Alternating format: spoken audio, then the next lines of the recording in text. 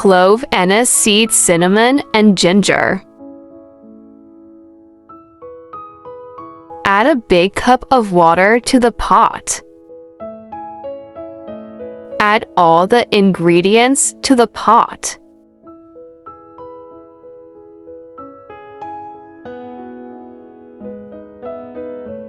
Allow to boil on medium heat for 3 to 5 minutes.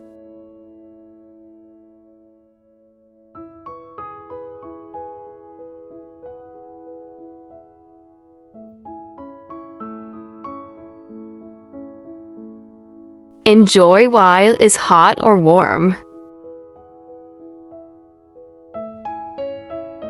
You can also add honey.